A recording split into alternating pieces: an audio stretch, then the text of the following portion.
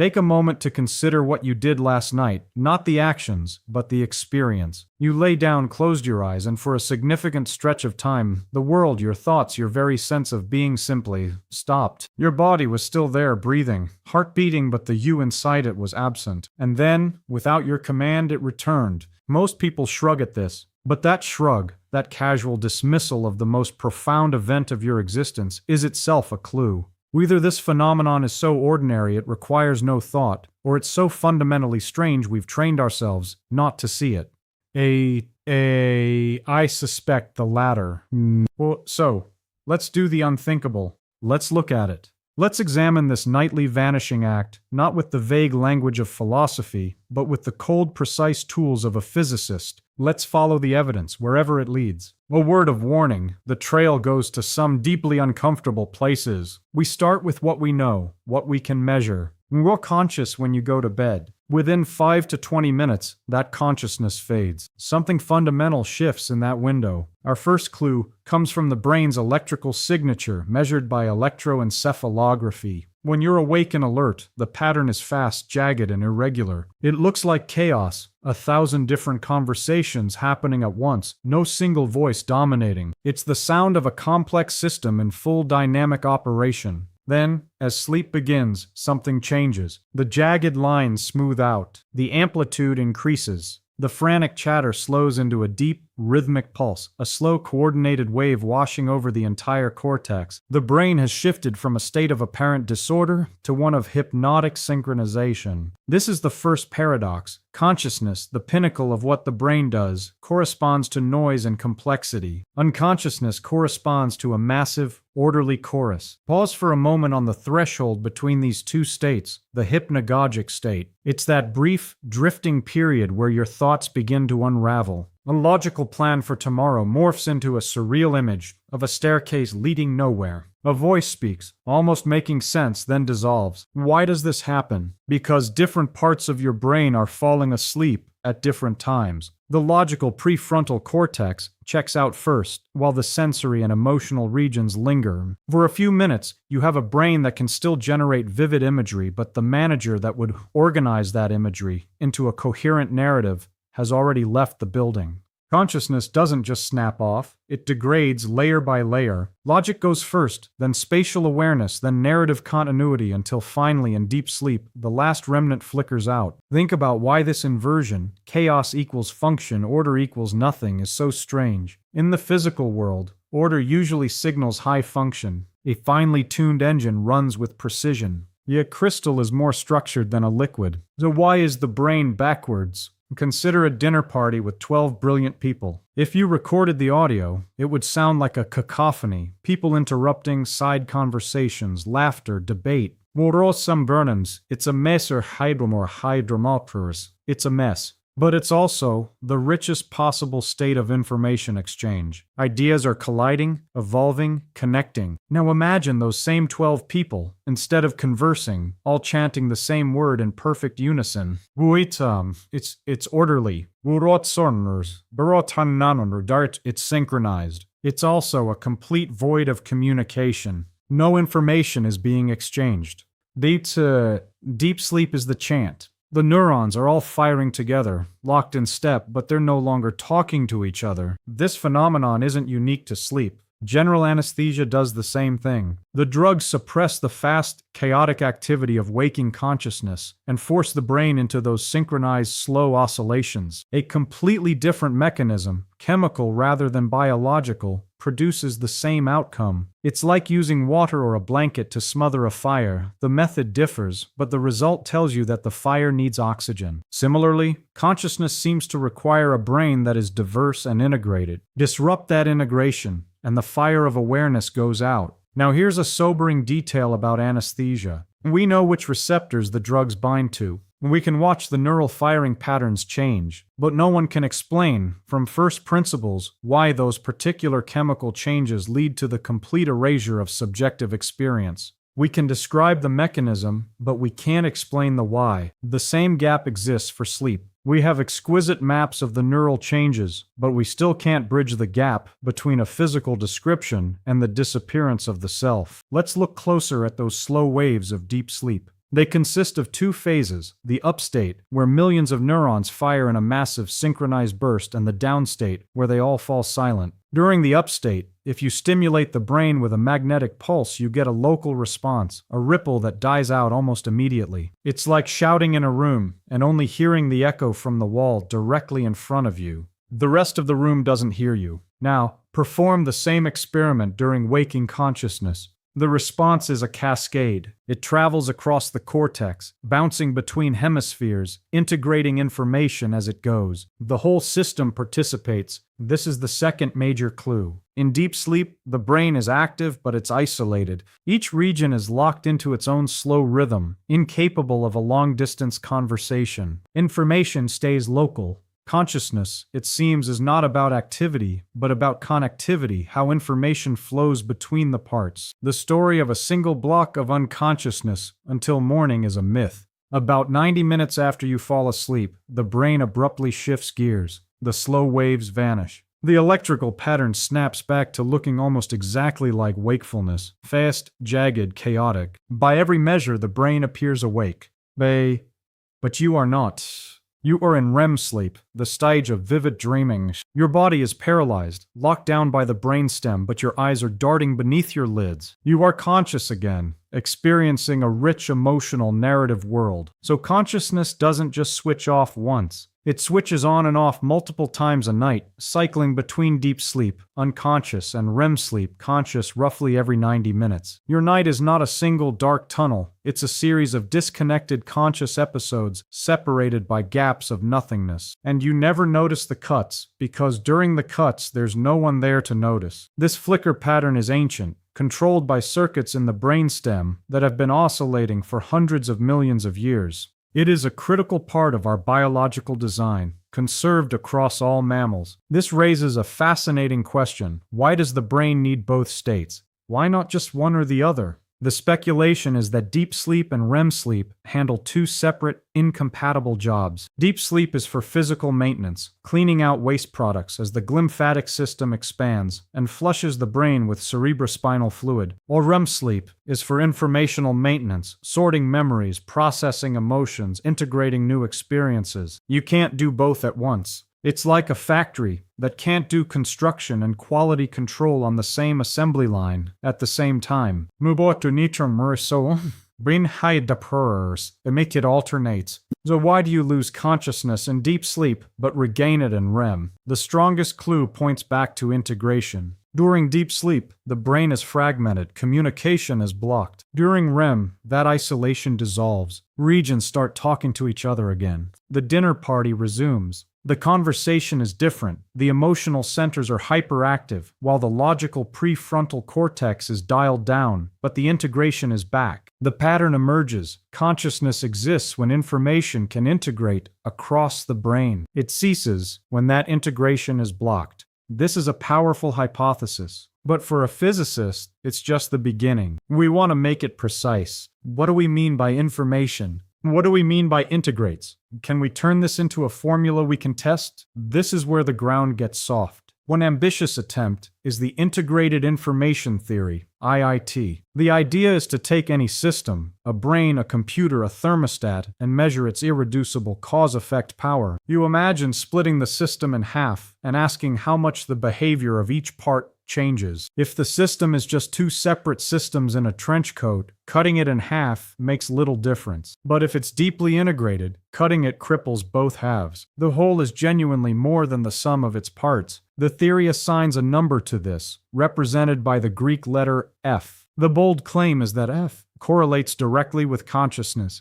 A high F, a high consciousness. 0 F, no consciousness. The theory predicts that during deep sleep, F should collapse because integration collapses, and during REM it should recover. It's intellectually thrilling, a mathematical bridge between a physical system and a subjective experience. But we must be honest about its problems. First, calculating F for a system as complex as the human brain is computationally impossible with current or foreseeable technology. We have a theory that makes predictions we can't test. Second, and more profoundly, even if the theory is correct, it doesn't tell us why. Why should integrated information feel like anything? Why should a hive system generate the sensation of redness, the sting of pain, the warmth of joy? This is the hard problem of consciousness. It's not a matter of working harder, it's a matter of not even knowing what a satisfying answer would look like. In physics, we're used to reductions. We explain heat as molecular motion. We explain light as electromagnetic waves. We explain pressure as particle collisions.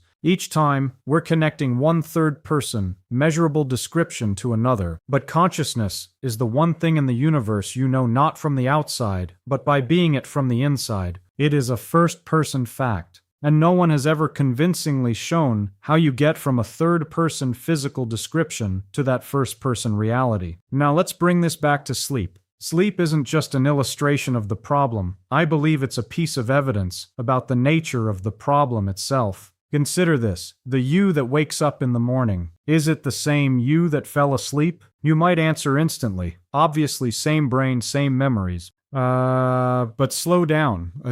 What was there during those hours of deep sleep? From the inside, there was nothing. No sense of continuity, no awareness of time passing, no faint thread of existence. From the first-person perspective, deep sleep is indistinguishable from non-existence. You can't remember persisting through it because there was no one there to form a memory. What you have when you wake up is a body with the same memories, the same scars, the same name. But the experience was broken. The thread of consciousness was severed completely. So does physical continuity guarantee experiential identity? If my brain's atoms were all swapped with identical atoms, would it still be me? In physics, we've learned a profound truth. Electrons are fundamentally identical. There's no tag on one saying electron number 1. If you swap 2 electrons, the system is unchanged. Now, if consciousness arises from a pattern of physical activity, and that pattern is dissolved during deep sleep and then reassembled, what makes the morning consciousness yours?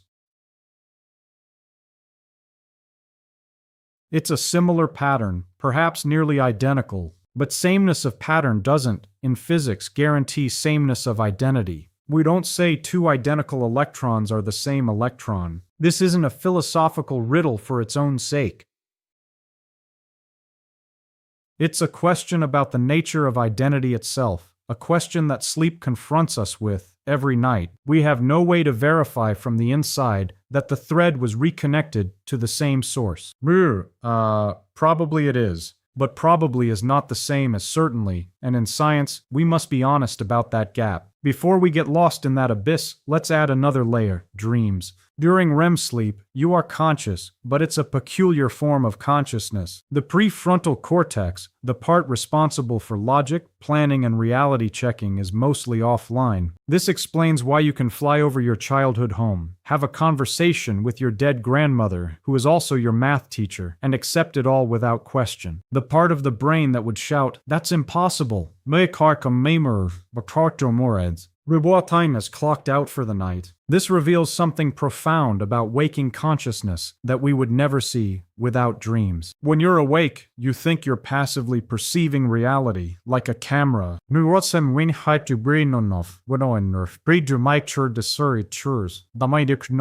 Your brain is actively constructing a model of the world, generating predictions, filling in gaps, creating a coherent experience from sparse data. The prefrontal cortex is the editor, constantly auditing that model, checking it against logic, physics, and memory. In dreams, that editor is gone. You get the raw, unfiltered creative output of the brain's reality-generating machinery. Your waking experience of a stable, rational world is not the default. It's a special achievement, an actively maintained state. Lucid dreaming provides the perfect experiment. When a dreamer becomes aware they are dreaming, the prefrontal cortex partially reactivates. Studies show the electrical activity in this region increases measurably. With that reactivation comes partial rationality. The dreamer can think logically, make decisions, and sometimes control the dream. Turn up the prefrontal cortex, and the dream becomes more rational. Turn it down, and it becomes a wild, uncritical hallucination. The correlation is undeniable.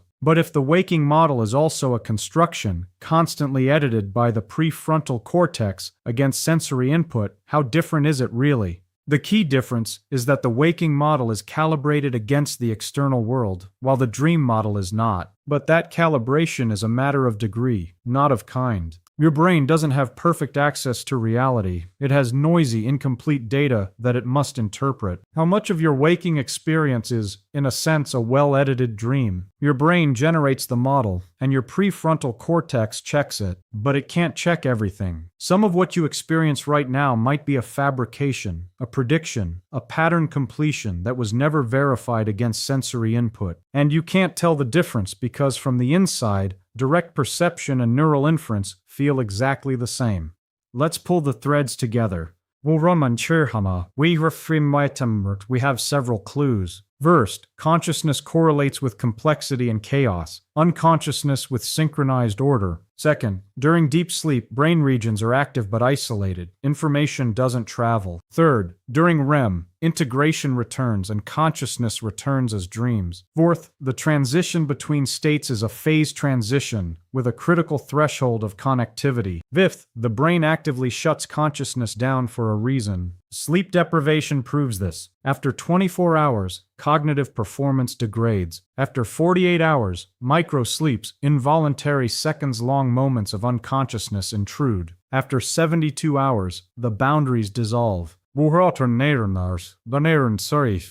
hallucinate. The quality control functions of the prefrontal cortex start to fail. The coherent world you build while awake starts to resemble a dream. This is extraordinary evidence. It means your rational consciousness isn't a stable state. It's an actively maintained state that requires constant upkeep. Deny the brain that upkeep, and it breaks down in precisely the way you'd predict if consciousness depends on the physical integrity of an information processing system. You are not in charge of the machine. You are something the machine produces when conditions are right. And every night, that machine deliberately stops producing you. It shuts you off to clean house, to reorganize memories, to prune connections. It's not asking for your permission. It's not asking for your consent. It's demonstrating, with the force of hundreds of millions of years of evolution, that its maintenance routines are a higher priority than your experience. This is Feynman's warning. Not a warning about a specific danger, but a warning about our assumptions. We treat consciousness as the foundation of everything. The one certainty, I think, therefore I am. But sleep reveals that this unshakable foundation is temporary, conditional, and intermittent. It depends on specific physical requirements that are routinely disrupted by a process you cannot override. Consciousness is not the bedrock of your existence. It is a weather pattern in the brain, powerful, beautiful, but ultimately transient, coming and going according to forces much larger and older than itself. I'm not saying consciousness doesn't matter. Quite the opposite. It matters precisely because it is not guaranteed. A thing that can vanish is a thing that should be valued while it lasts. A thing that must be rebuilt each morning is a thing that should not be mistaken for a permanent fixture. Every time you wake up, you open your eyes, and you are someone again. You have a past and expectations for the future. That is not trivial. So, given everything the brain does to you in the intervening hours, the cycles of integration and fragmentation, the washing and editing, the total absence of experience during deep sleep, the fact that consciousness reconstitutes itself at all is extraordinary. We have clues. We have theories. We have data accumulating faster than ever.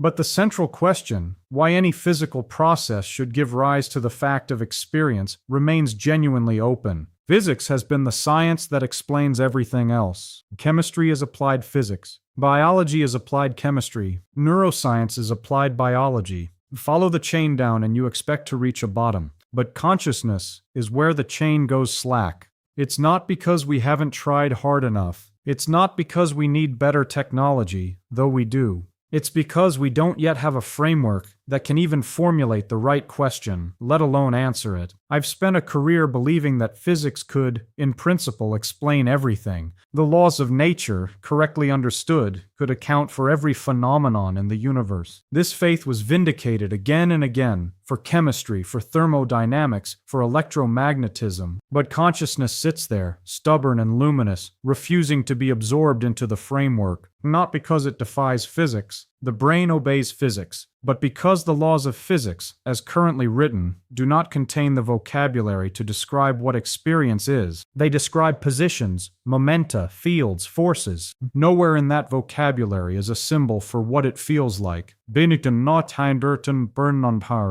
you cannot explain something if your language has no way to refer to it. That's not a maker or breaking a danger night on a failure. That's a frontier. And frontiers are where new physics is born. Every deep revolution in our understanding has come from staring at a place where the existing framework buckles and refusing to pretend it's fine. Consciousness and its nightly dissolution might be one of those pressure points. I don't know the answer. Let me be absolutely clear. Anyone who tells you they have solved this problem is skating past the hard part. The scientifically honest answer is that we do not know. We have promising leads, but we do not have an answer. What we have is the phenomenon. Every night, in your own skull, you can observe the disappearance and return of the most mysterious thing in the known universe. You are the experiment. You are the evidence. You are the mystery. So tonight, when you lie down and the world begins to fade, take a moment. And tomorrow morning when you wake up, groggy, disoriented, reaching for your sense of self like fumbling for glasses on a nightstand, notice it. Notice the reconstruction. Notice yourself being assembled, because that brief, confused flicker of returning awareness might be the closest any human being ever gets to witnessing the birth of consciousness. If that thought doesn't linger, I haven't done my job. If this exploration has stirred something in you, if you're now looking at your own sleep in a new light, then do me a favor. Hit that like button and subscribe to Winds of Thought. And if you want to keep this conversation going, share this video with someone you think would appreciate the mystery.